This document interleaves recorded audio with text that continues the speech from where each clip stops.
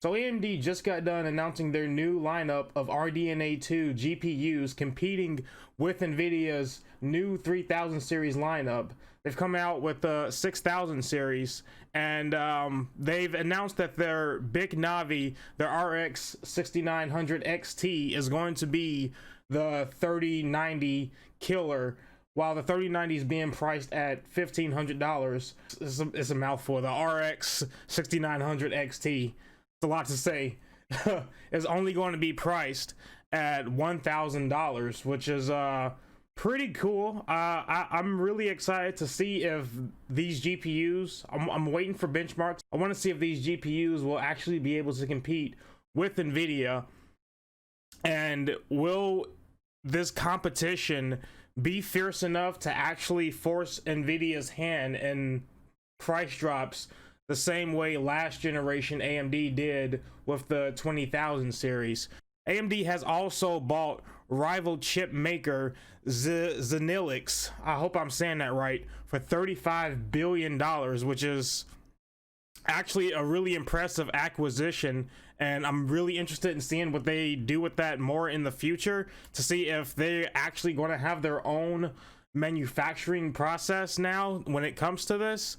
Intel is in really big trouble right now. They're still having trouble with their 10 nanometer process on the desktop side of things.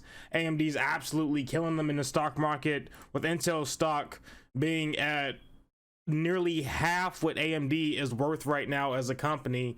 The tides have really changed. I'm really hoping to see here if AMD can put the pressure on Nvidia the same way they can Intel. I kind of doubt it, just because of how good Nvidia is at its own manufacturing process and how they've been able to keep pushing for it and innovating. The problem that really shot Intel in the foot was that they got lazy and stagnant and kept pushing 4 cores, 8 threads for the past 10 years to consumers.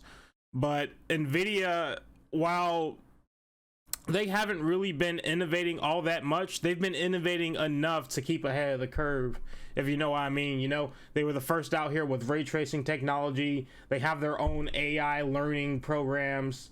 RTX is doing really well. I have an RTX GPU in my rig.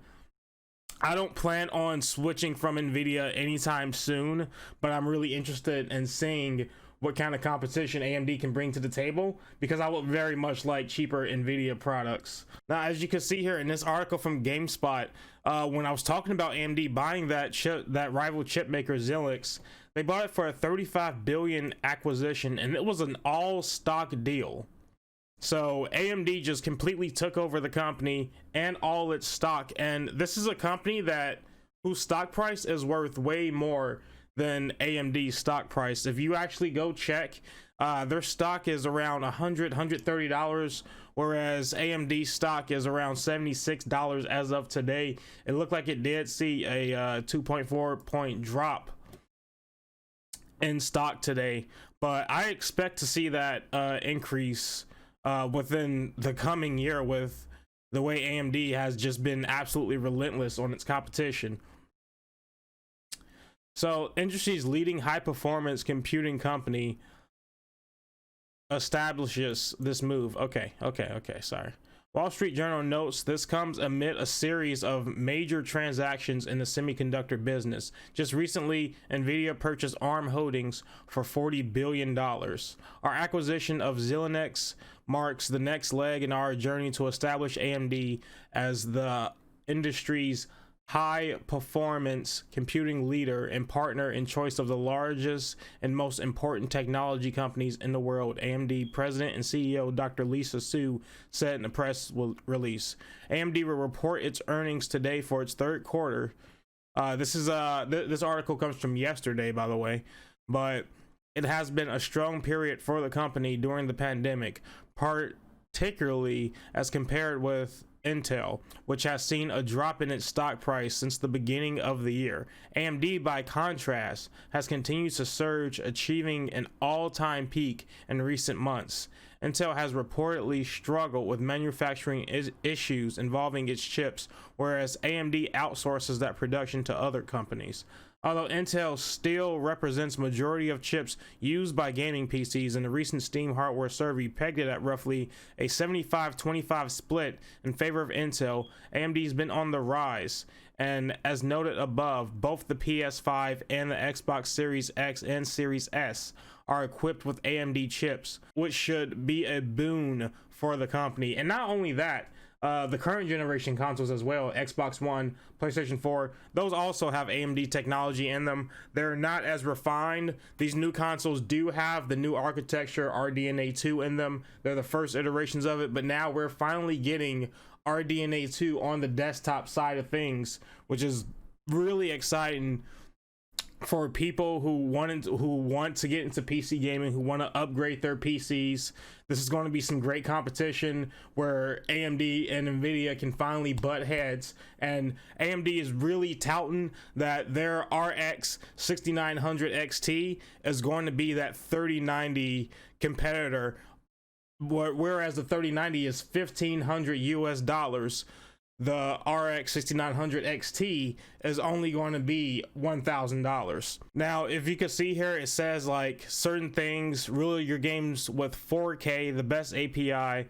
I can't believe just this year 4K at high frame rates has just become, it used to be a pipe dream just a few months ago, and now 4K with high refresh rates it's right here on the screen, as you can see.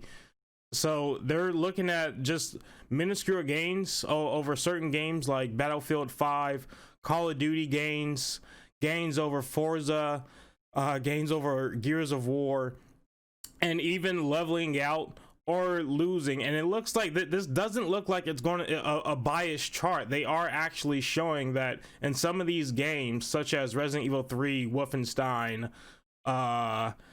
Doom Eternal, that Nvidia still does have the upper hand. But for a $500 less than the competition, this is a win all around the board, especially for your wallet. Come on now. So yeah, it looks like it's going to be a really interesting year for PC gaming. I hope to see what happens down in the future. I really haven't been excited for computer parts in a while, but this is some exciting stuff with AMD having their parts in the new consoles. They just announced new CPUs, the 5000 series, which I don't know how Intel is going to combat that. I'm still waiting on benchmarks for that, but from what AMD is saying, it's not looking good for Team Blue. And with these new GPUs just now being announced, they're getting some fierce competition going with Nvidia. So I'm really excited to see what's going to happen. Let me know what you think down below in the comment section. If you do like this video, leave a like. If you want to stay up to date for more, hit that subscribe button, hit the notification bell, and I'll see you on the next video. Peace.